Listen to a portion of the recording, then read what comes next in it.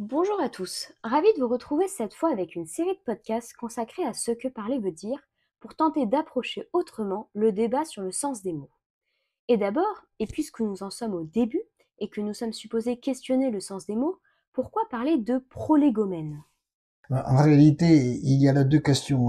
La première consiste à poser la question de savoir s'il s'agit d'un début ou d'un commencement. Et c'est l'occasion de rappeler que la langue française fait une différence qui est intraduisible en anglais. Nous y reviendrons plus tard parce qu'elle est importante et nous lui consacrerons un podcast complet.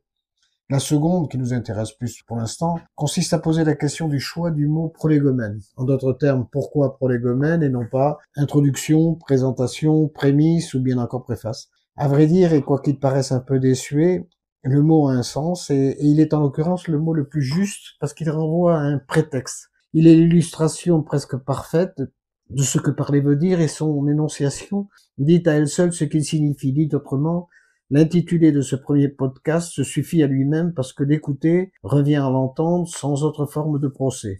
Sans doute, mais pour ceux d'entre nous pour lesquels le mot n'est pas familier, une définition ne serait peut-être pas inutile. Sans doute. Pour le comprendre, il faut décomposer le mot, voire le déconstruire. J'en profite pour rappeler au passage que la langue française fait à nouveau une différence entre décomposer et déconstruire que d'autres langues ignorent et à laquelle nous consacrerons aussi un podcast complet. Mais pour l'instant, décomposer le mot, donc le décomposer puisque nous aurons plus tard l'occasion de le déconstruire en débutant d'abord par le début, donc par le préfixe positionné en avant du mot. Le préfixe pro qui initialise le mot prolégomène n'est pas positionné ici par hasard. Il est destiné à prévenir. Il pose, dès le départ, la promesse d'une suite. Il signifie par son prépositionnement la promesse d'une parution, voire celle de la parution d'un prototype. La syllabe PR qui le nomme rappelle à ce titre le verbe paraître. Elle nomme ce qu'une puissance ou un possible va causer en faisant paraître un objet, que celui-ci soit matériel ou immatériel, et elle nomme donc aussi à cette occasion la façon ou le comment dont cette puissance va opérer. En grec, je vous rappelle comment se dit pos, en donnant une forme à cet objet et en le posant, qu'elle le formalise, le formate ou le formule. Si je comprends bien, c'est la même syllabe PR que les Grecs employaient aussi pour illustrer cette parution.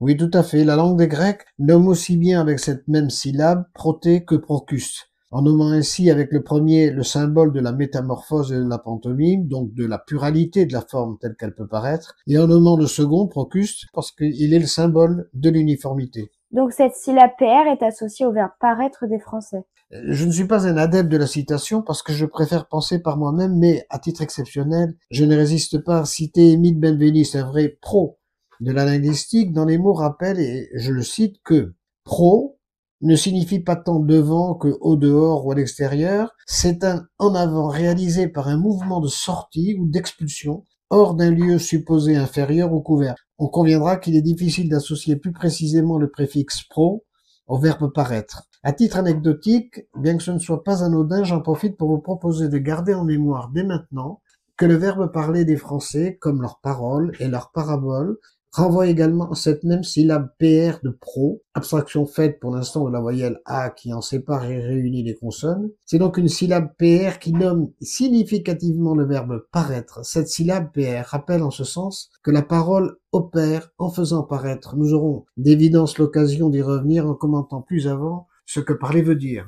Nommer le prolégomène revient donc à préposer une promesse à la manière de Prométhée, ou à tout le moins à signifier une intention de faire paraître ou de donner une forme, et en l'occurrence de donner une forme ou de faire exister ce qui est nommé ensuite avec une expression abracadabrantesque, c'est le mot d'Arthur Rimbaud, résultant de l'agglutination de deux mots et ici de deux racines. Les linguistes diraient deux bases, respectivement la syllabe consonantique LG de Lego et la syllabe MN de MN, avec laquelle on peut recomposer le mot pro, Lego, men.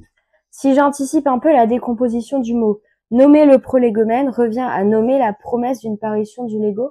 Le mot prolégomène est un héritage. Nous en avons hérité de la langue grecque, et c'est donc en renvoyant au grec qu'il nous faut l'envisager. Mais il rappelle aussi la proximité des langues grecques et latines dont la langue française a hérité. En l'occurrence, nous l'entendons en français en mêlant les influences de ces deux langues. Il renvoie en ce sens à une élégance, l'ego, élégance, une élection ou un choix, en nous proposant de l'interpréter aussi bien du point de vue des hellénistes que de celui des latinistes. il nous propose l'élégance de choisir entre le lego des uns et celui des autres. L'un, le lego, renvoyant au verbe légein des Grecs, qui renvoie lui-même à la fois à une élégance, donc un choix, et à une façon de dire, de faire entendre au sens de nommer, ou de signifier, parce que dire c'est choisir, à tout le moins choisir ses mots et les éléments qui les constituent.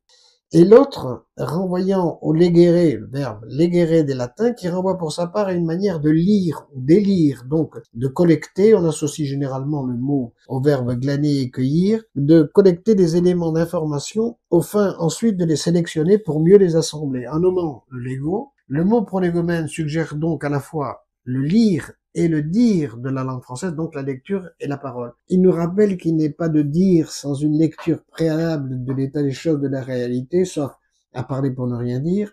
Et la langue française a fait en ce sens un sort au mot intelligence qui rappelle l'importance de l'élégance de ce lego.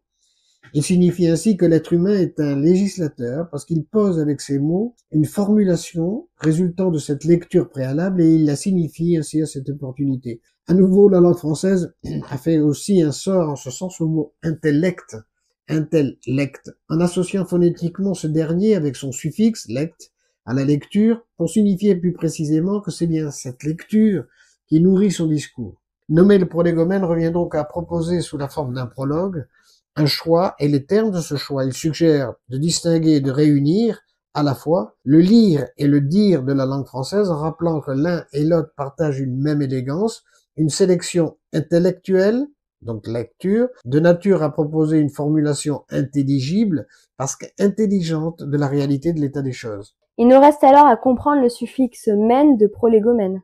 Le suffixe mène du mot à son tour n'est pas non plus positionné par hasard en fin de mot, il le conclut. Nommer semaine rappelle ainsi que le mot prolégomène, à l'image du mot phénomène, lui aussi d'origine grecque, avec lequel il partage ce même suffixe, rappelle également qu'en s'inspirant des Grecs, la langue française renvoie à cette opportunité à une syllabe de la tradition indienne qui précède la Grèce de près de 2 millénaires, et qui nommait, avec le mn, Manu, le premier être humain et premier législateur supposé, Muni, c'est le mot sanskrit, donc Manu, Muni, de la puissance magique d'un mana, est dotée à ce titre d'une faculté de manifester pensée et sentiments qu'elle distinguait par ailleurs du processus d'accomplissement de cette manifestation qu'elle nommait linga. Le suffixe men, énoncé avec cette syllabe mn, renvoie donc à la faculté supposée de l'être humain de se manifester et de manifester à cette occasion une pensée ou un sentiment. Et en l'occurrence, de les manifester au moyen d'une lecture de la réalité de l'état des choses, d'une intelligence dans sa manière de sélectionner les éléments nécessaires à son expression et d'une capacité d'exprimer cette intelligence au moyen de la parole qu'il a fait paraître.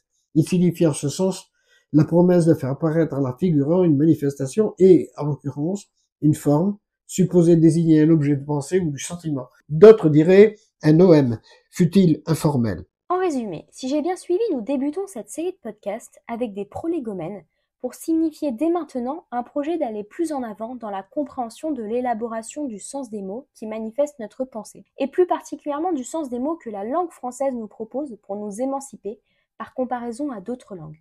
On peut notamment noter que émanciper est nommé avec la même syllabe mn que nous avons vu précédemment. Mais alors, le prochain podcast, sur quoi portera-t-il ?